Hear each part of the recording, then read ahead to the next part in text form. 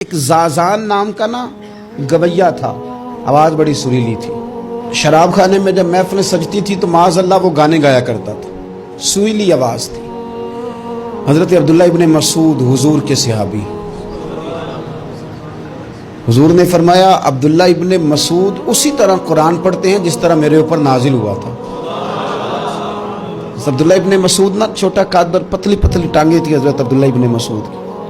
ایک دن درخت پہ چڑھے ہوئے تھے تو کچھ لوگوں نے نا، بچے کرتے ہیں نا مذاق، معاذ اللہ کچھ نے کہا کتنی پتلی ٹانگیں۔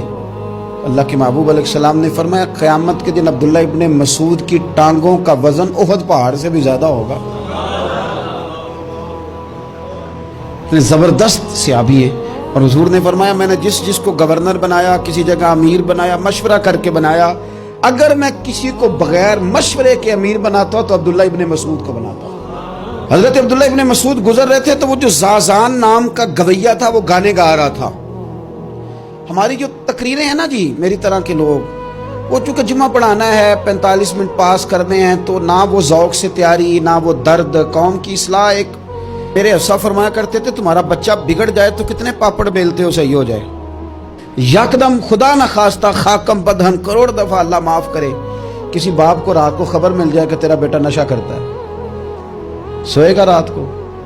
روئے گا کہ نہیں مصلی بچھا کے؟ لیکن یہ صرف اپنے بیٹے کے بارے میں ہے۔ کاش قوم کے ہر بیٹے کے بارے میں ہمارا یہی ذہن بن جائے کہ یار یہ کیوں بگڑ گیا ہے، اور اس درد سے جب ہم اصلاح کریں گے، تقریر کریں گے، پھر آپ محسوس کریں گے کہ اللہ اس میں اثر بھی پیدا کرے اور اس میں تاثیر آتی۔ حضرت عبداللہ ابن مسعود گزرے تو اب درد تھا نا دل کے اندر، اور اگر کسی نے توبہ کرنی ہے تو ایک جملے سے بھی کر لینی ہے۔ آپ گزرے، سریلی آواز کانوں میں آئی، کھڑے ہو کے کہنے لگے کون ہے؟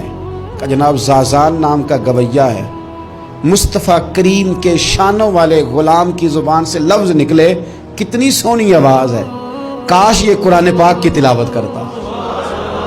اللہ اکبر، کاش کوئی ایسا ہو تو صحیح جو ہمیں کہے کہ کاش یار تو قرآن پڑھتا، کتنی سونی آواز ہے، کاش تو نعت پڑھتا۔ کوئی کہے تو صحیح، کوئی کہتا ہی نہیں، کوئی کہتا ہی نہیں کتنا سونا چہرہ ہے، کاش اس پہ داڑھی ہوتی، کوئی کہتا ہی نہیں میری ملت کے جوانوں۔ سینکڑوں لوگ ہیں، ایک بچہ مجھے ایک دفعہ ملا لاہور میں تو میرے گلے رکھ کے اس طرح رویا جس طرح کو بچھڑا ہوا روتا ہے۔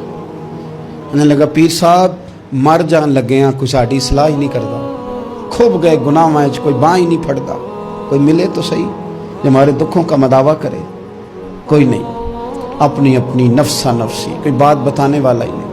میں اکثر دوستوں سے کہتا ہوں کہ بڑے شوق سے سن رہا تھا زمانہ تو ہم ہی سو گئے، داستان کہتے کہتے لوگوں کا دل کرتا ہے ان کی اصلاح ہو جائے، پر کوئی درد والا ہو، کوئی ایسی بات ہو تو تب ہے نا جی۔ ہائے ہائے، حضرت عبداللہ ابن مسعود کہنے لگے کاش یہ قرآن پاک پڑھتا، یہ کہہ کے چلے گئے۔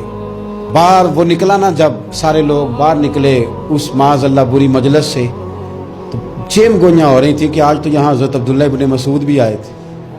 تو زازان سے کسی نے کہا کہ آج نا حضرت عبداللہ ابن مسعود نے تیری آواز سنی، تیری آواز، تو وہ کہہ رہے تھے کاش اتنی سونی آواز سے قرآن پڑھتا تو مزہ آتا، کاش۔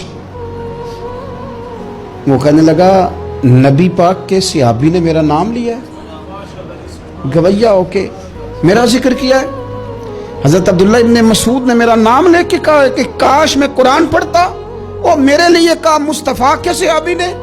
حضور سے قرآن سیکھنے والے کی خواہش ہے کہ میں قرآن پڑھوں، دوڑے گئے، کدھر ملیں گے عبداللہ ابن مسعود؟ فلاں فلاں جگہ غسل کیا، وضو کیا، پیروں میں لگ گئے جا کے، کہنے لگے سونیا جس کے قرآن پڑھنے کی تعریف مدینے والے کریں وہ میرے بارے میں کہے کہ مجھے قرآن پڑھنا چاہیے تھا، آج سے میں نے ٹھوکر ماری سارے گانوں کو، سکھاؤ مجھے قرآن، میں قرآن ہی پڑھا کروں گا، میں قرآن پڑھوں گا، میں پڑھ پڑھ کے سناؤں گا، لوگ میری زبان سے اللہ کے کلام کی تلاوت سنا کریں گے۔ کوئی بیٹھا ہوا مجھے دور دعا دیتا ہے، میں ڈوبتا ہوں سمندر اچھال دیتا ہے، کوئی تو ہو نا جو کہے، کوئی تو ہو۔ فرمانے لگے بس ہو گئی حضور، آپ دیکھیں گے میں قرآن ہی پڑھوں گا۔